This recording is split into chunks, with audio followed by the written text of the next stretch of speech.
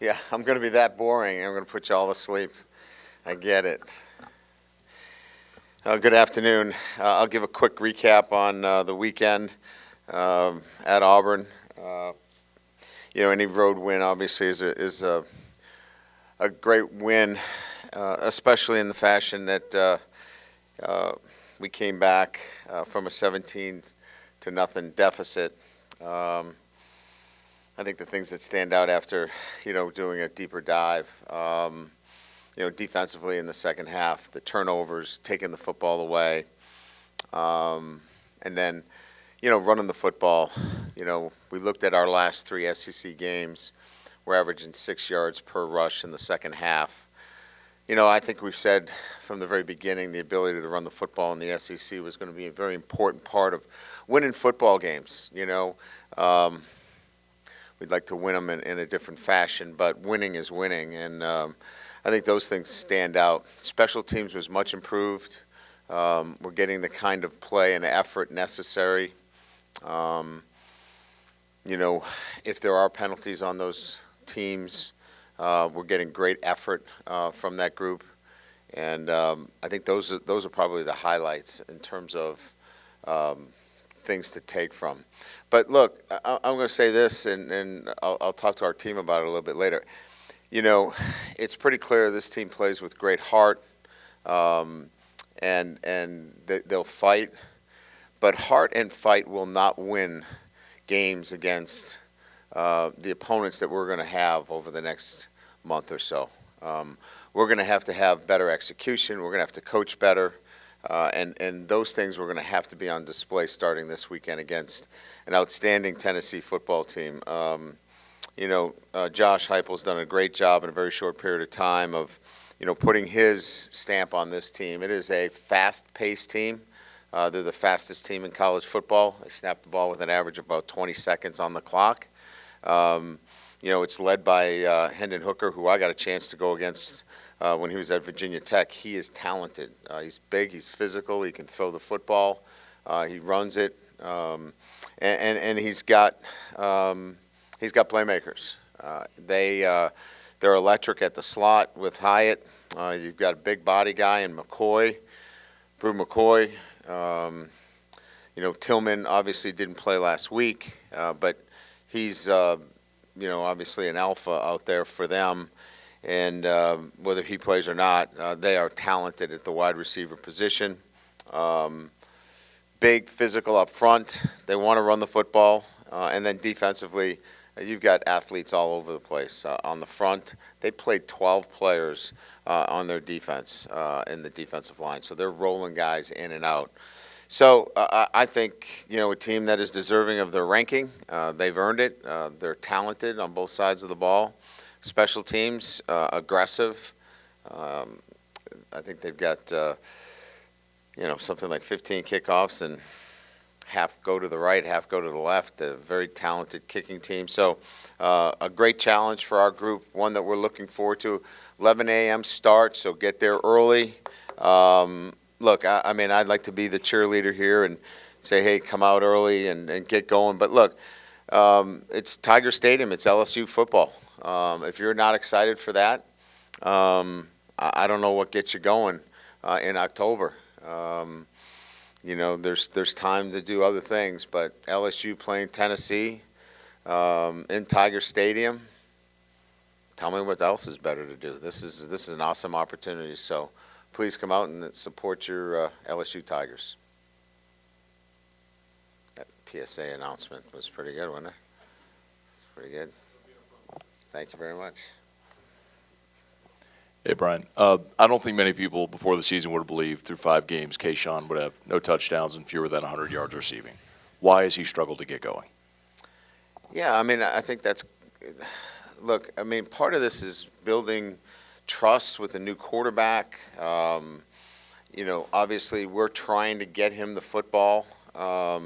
He's getting a lot of double coverage. We're still winning. He's happy that we're winning. Look, all those guys that make decisions about who the best receivers are in the country are still going to look at Keyshawn and go, that's a really, really good wide receiver. Numbers are numbers. At the end of the day, he's going to continue to play this game at the next level, and the numbers won't dictate where he gets drafted. It's his ability to continue to play the game at the highest of levels, and when you turn on the film and he's running full speed and he's beating guys and the ball didn't come to him for some whatever reason, that's out of his control. So what Keyshawn continues to do better each and every week is he controls what he can control. And he does that in practice now, and he does that in games. He was happy we won the football game. Would he like the ball more? Absolutely. Would I like to get it to him more? Absolutely. But he's handled himself in the right way, and he continues to work for the team. Ryan, sort of building off the passing game, I guess, discussion, there hasn't been much of a downfield vertical threat, I guess, this year. Is there a solution that you have in mind for that, or are you going to kind of have to live with like the quick passing game and just trying to make that more effective than it was against Auburn? We've had, I mean, if I could give you a video clip of all the, the throws downfield. We've had a number of deep ball throws. They weren't this week. Last week against New Mexico, that was a cover 8. That was short passing game, catch it, run after the catch, threw for over 300 yards. This past weekend was not good enough. That's not going to get you a sustainable offense that can win games at the highest level in the SEC. But that's coaching and that's playing. And what I mean by coaching and playing is we have to prepare better. Our fundamentals have to be better. We have to look at the passing game. Are we doing too much? Are we doing the things that highlight our players? And then in turn, our players have to look at themselves and are they preparing the right way? And is there attention to the details necessary? So this is an all of us together that we need to get better, and the recognition and the awareness that 85 yards is not going to get it done. But it's a new week, and the one thing that doesn't carry over very well in college football is the last week. So we expect to be much better. Hey, Coach, here to your right. When you take a look at the video from the Auburn game, do you guys have, take a look at not only wide receivers, tight ends, running backs, passes that hit them on the hands, whether it's a little bit off the mark or not, and catchable balls that aren't caught? How would you reflect on that? And not only Keyshawn, but before the year, everyone kind of thought your wide receivers were the strength of the team. What can you do to get those guys more involved? Yeah, I think I would continue to answer the question, and I'm going to be honest with you. Everybody should be, asking the same questions. But I will tell you that it starts with putting together a comprehensive plan that can be repeated in the game. And the guy that has his hands on the ball is the quarterback. And he's going to get most of the notoriety when we do well, and he's going to get a lot of the blame when it doesn't go well. So the quarterback is part of this. The wide receivers have got to be better at attention to detail. Their routes have to be better. We've got to throw it better and catch it better. There were probably 5 or 6, and you probably can all remember them, where there needed to be a little bit better of a throw and a little bit better of a catch. And so that also goes to play calling. We've got to be able to look at, are these the plays that we can repeat? And are we doing too much? I think we're looking at it in all of those areas, because this is not going to work. We can't throw for 85 yards with the talent that we have and expect to beat the top 10 teams in the country. Right here. Yes. You said that Tennessee has the fastest offense in the country. With a defense like yours that likes to disguise looks, how does that impact your game plan, and what makes that difficult? Yeah, you got to get your cleats in the ground and you got to go play. So in one instance, they can't do a lot of things either, right? So if they're going to snap the ball with 20 seconds on the clock, there's not a lot of motion. There's not a lot of changing of formations. They've got to line up right and left too. So to play fast allows you, obviously a pretty clean look at what you're getting. But on the other side, you're right. You can't do a lot defensively. But what you can do is get your cleats in the ground, line up, play fast, play free, and play physical, and that's what we'll have to do against a really good Tennessee offense. Hey, Coach. Now that you've had time to sort of review the tape with the coverage busts, especially in the first half, what were you sort of seeing in that department? They were coverage busts. Do you want me to call out some guys here publicly in front of you? No. Thank you, because I'm not going to. But what were some of the adjustments that sort of need to be made heading into this week? So maybe some of that stuff doesn't pop up again. Talk slower. Look, we've addressed the issues. They're communication issues, and then really, quite frankly, making sure that our guys know the rules associated with coverages and do your job.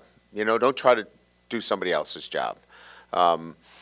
We've been in flux a little bit back there, so making sure that there's great communication, guys doing their job, not trying to do something that's not part of our system and rules, and just over-communicate it now. Just make sure that it's been communicated effectively, and do a good job teaching it, and redoubling our efforts to make sure that point is getting across to those guys that are in that situation. Florida State game, you mentioned, maybe a little slow to notice the front Florida State was running. Last week you said it was a little bit of the double zone. I guess, do you think that's just kind of, week to week what it's going to be, a little bit of, working on noticing what's going on with the defense and Jaden Daniels just kind of, recognizing it? No, I don't think that can be the case. I think we have to improve. We've got to be better at recognition. We've got to be able to look. There's a difference between being on the edge aggressively and being reckless. We're way too conservative right now, and so I don't want to throw interceptions. That's not what I want to do. I don't want to turn the ball over. We haven't thrown any. And that's not necessarily a bad thing in one respect. But if you're looking to be aggressive, you're going to throw an interception or two because somebody made a great play, because you trust that you're going to throw it in there. And we got to get Jaden to be a little bit more on that edge and be a little bit more aggressive. And we will. We'll get there with him. Because that's the nature of this position. This position has to be, with the skill players that we have, we've got to get that ball down the field, and we got to get it into some tight windows sometimes. They're not always going to be wide open, but those guys can make plays, and we got to get them the ball. Brian, can you talk about John Emery's game, and was the fumble necessarily his fault? It seemed like the backside defender came in untouched. Well, we had one side of the line going left and the other side of the line going right. That's not a good thing. And so what actually ended up happening on the play was the backside lineman was pulling, and he was not supposed to be pulling. And John didn't expect it and got run into, and the ball came loose. Unexcusable. I mean, you still have to have great ball security in that situation, but it was a miscommunication, an understanding of what the play was. Somebody thought it was right and it was going left, and we had just a circus going on up front, and it created that collision in the backfield, which was unexpected and jarred the ball loose. Yeah, I mean, obviously the physical run was amazing, right? I think we still have to settle him down a little bit in the passing game. He had the nice catch, obviously, up the sideline, soft hands. He needs to play with that kind of calmness in the passing game. He got a little antsy the other time where he dropped it, but he's coming along. We can see it coming, and I just think it's just more reps for him, and he'll continue to settle in nicely. Coach, right up the middle, just curious about your offensive line play. Obviously, it's been looking different each week.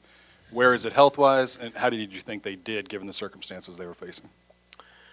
Yeah, I mean, we put a lot of pressure on them in the second half, obviously, right? I mean, we got down big. We had a great drive. I thought the protection was really good against some really good pass rushers. Remember now, we put 55 and 29. Now, 55 got hurt, but they had 98 come in. They had two legitimate pass rushers, and you got two true freshmen out there battling.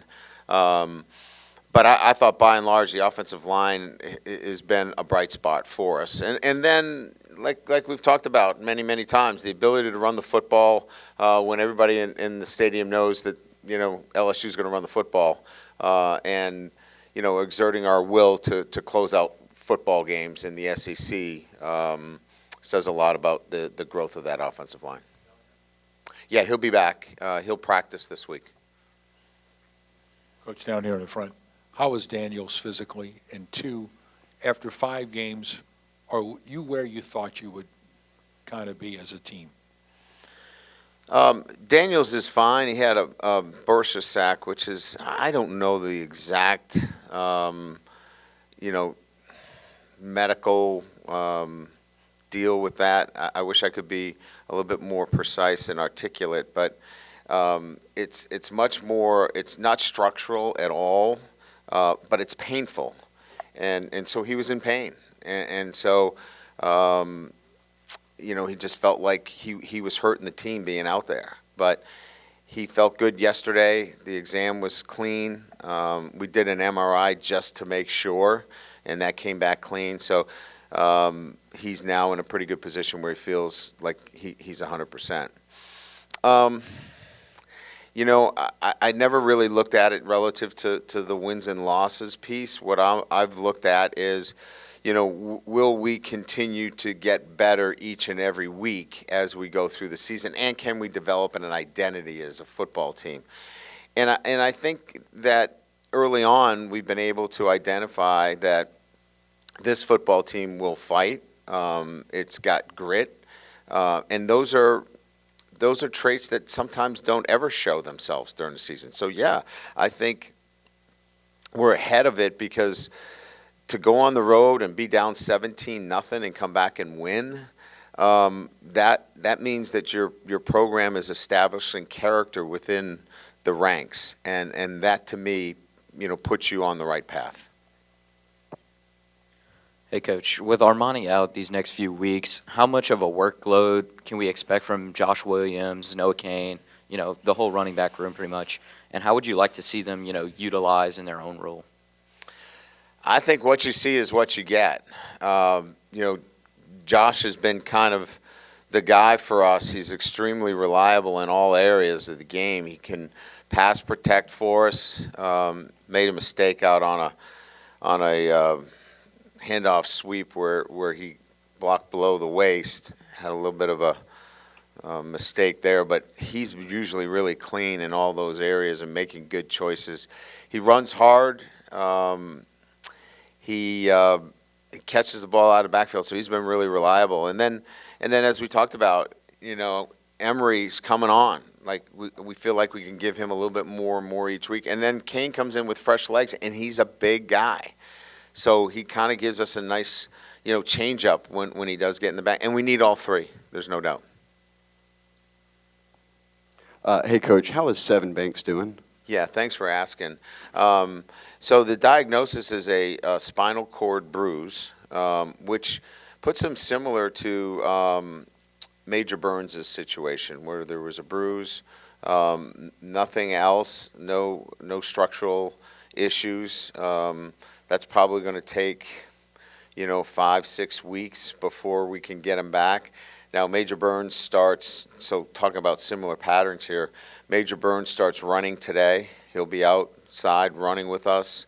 Next week, he'll begin non-contact drills, football non-contact drills with us. So there'll be a similar protocol and procedure provided there's no setbacks along the way. So really fortunate and, really appreciate, all the help that we got from, our own medical team and certainly Auburn's as well in what was a very scary situation.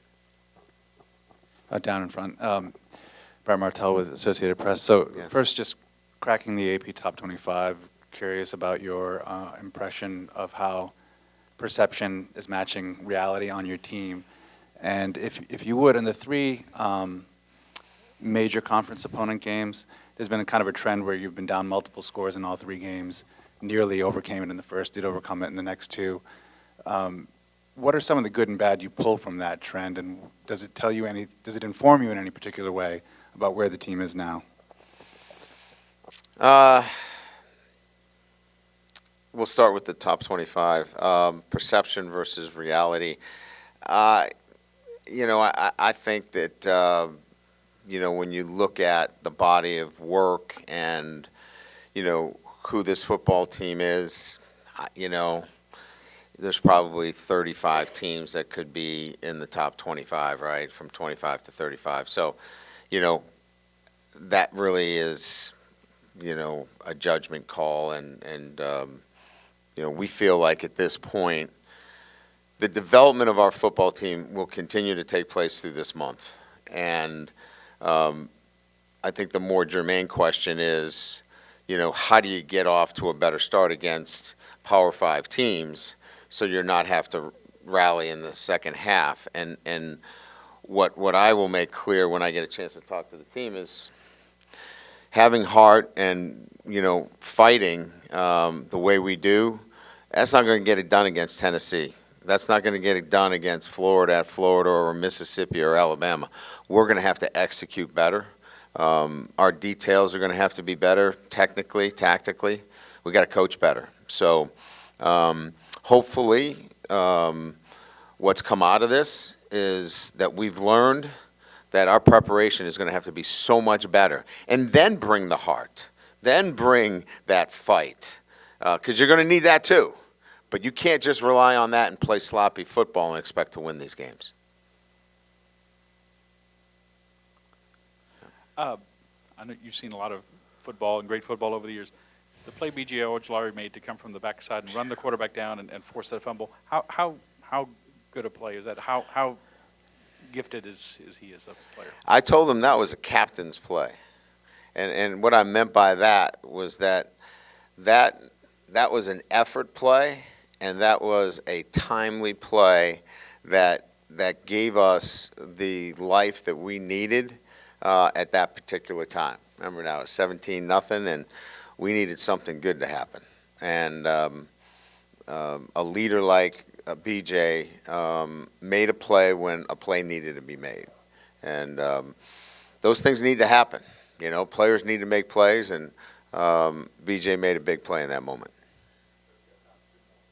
Hey, Coach. The run defense has been pretty consistent for you guys over the last several weeks. Mekhi Wingo has been a big part of that, but just how would you evaluate the interior D-line's play, especially since, losing Mason Smith early in the year? Just how impressive you've been with that group and how they've held up. Yeah, it's, it was good this past weekend. And I think it got to that level. Wingo's been our most consistent. What made it better was J-Roy. His play this weekend is what we need to see from him each and every week. Now, he's been banged up. He's had a back issue. He's been banged up. He was injury-free this week. He practiced all week, and you could see it in the way he played.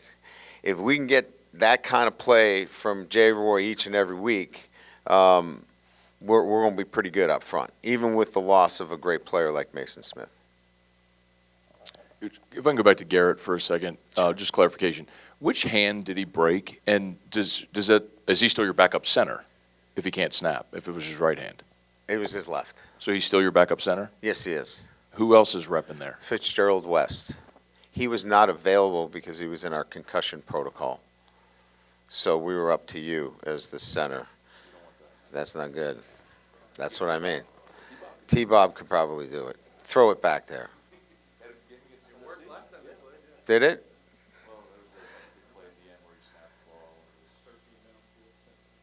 I got to get up on the history. Got to watch that one? Is there a joke to this? He didn't know that there was that many?